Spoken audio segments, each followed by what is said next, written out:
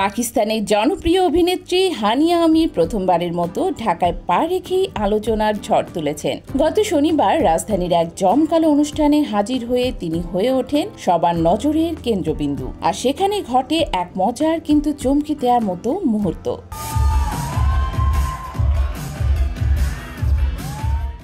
অনুষ্ঠানে তাকে প্রশ্ন করা হয়, বলিউডের কিং খান শাহরুখ খান নাকি ঢালিউডের সুপারস্টার শাকিব খান, কাকে তিনি বেছে নেবেন। উত্তেজনায় মুখর দর্শকদের সামনে হানিয়া দ্বিধা না করে বলেন,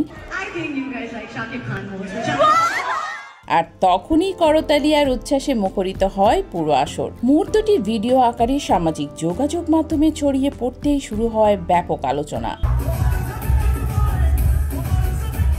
অনেকে মনে করেন হানিয়া এ উত্তর দিয়েছেন বাংলাদেশের দর্শকদের মন জয় করার জন্য, কারণ ভিডিওতে তাকে স্পষ্টই বলতে শোনা যায়, আমার মনে হয় আপনারা শাকিব খানকেই বেশি পছন্দ করেন। অর্থাৎ তিনি শ্রোতাদের ভালোবাসাকে গুরুত্ব দিয়েই উত্তরটি দিয়েছিলেন।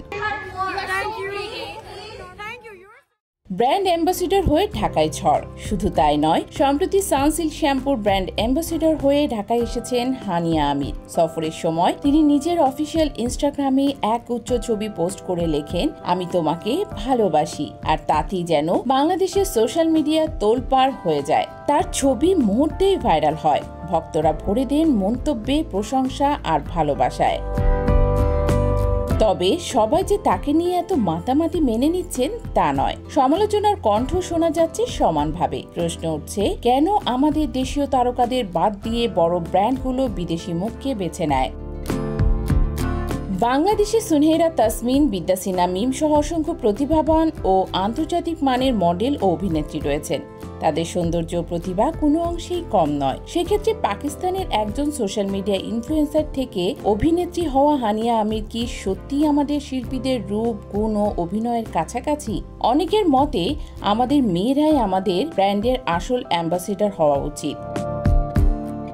বিদেশি তারকাকে এনে আলোড়ন তোলার চেয়ে দেশীয় তারকাদের প্রাপ্য সম্মান দেওয়ায় সময়ের দাবি। সব মিলিয়ে হানিয়া আমির বাংলাদেশে এসে ভক্তদের হৃদয় জয় করেছেন। একই সাথে শুরু করেছেন তুমুল বিতর্ক। এক পাশে তার সৌন্দর্য, উপস্থিত বুদ্ধি আর তারকা খ্যাতি ঘিরে চলছে প্রশংসা। অন্য পাশে স্থানীয় তারকাদের অবহেলা করার অভিযোগ তুলছেন অনেকে।